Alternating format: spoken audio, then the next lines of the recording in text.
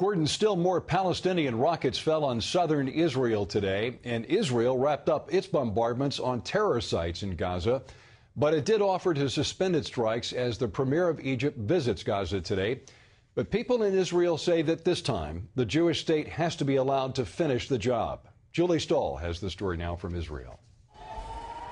Air raid sirens sounded in Tel Aviv for the first time since the 1991 Gulf War on Thursday, snarling traffic and sending shockwaves through the center of the country. Some of us got panic. I was in the street in this town. I saw people run and trying to call their families.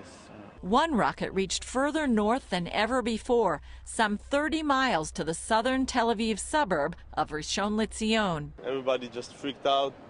People was running down like it was crazy. It was the first time here in Rishon LeZion.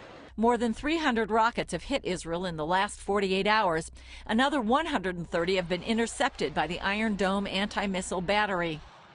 The Army says in the last 36 hours, they've struck more than 500 terror sites. On Thursday, the Army released this video showing how it had dropped leaflets on the Gaza Strip, warning residents to stay away from rocket launching sites. CBN News captured it on video. In the past, pressure from the international community has forced Israel to stop before it says it has accomplished its goals. But Prime Minister Netanyahu says it won't happen this time. Israel will not tolerate this situation. This is why my government has instructed the Israeli Defense Forces to conduct surgical strikes against the terrorist infrastructure in Gaza. And this is why Israel will continue to take whatever action is necessary to defend our people. Israelis in Rishon LeZion say their country should keep up the pressure. The army needs its time to do his job and finish the work over there. I think they need to do more. Yeah, because now, after what happened yesterday, I can feel, I don't know how people in the south live. I don't know. Don't stop until they are quiet. They should go on their knees and beg for ceasefire, because it can't continue like that. Julie Stahl, CBN News, Rishon LeZion, Israel. And back here at home, talks on the so-called fiscal cliff will get underway today in Washington. President Obama and House Speaker John Boehner represent their parties in these discussions, although today's meeting is not expected to deal with any issues of substance. Higher taxes are the big issue. The president is trying to avoid rattling financial markets. Stocks have been selling off since the day after the president was reelected. President Obama warns that the cleanup process for Superstorm Sandy will take a long time. The president visited New York for the first time since Sandy devastated the area. CBN's Operation Blessing is also on the ground in New York, as well as New Jersey. Teams are prepared to stay as long as it takes. And Ephraim Graham has that story.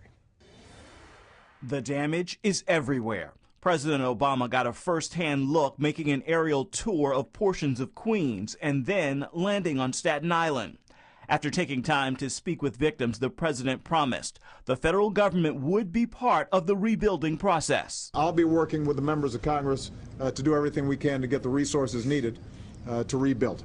But for residents who are facing a third week with no power, frustrations continue to grow. Please help us, because we don't know anything right now. We need shelter, we need heat, we need funding. Operation Blessing continues to work in those areas. Teams are helping residents gut their homes and clean up debris.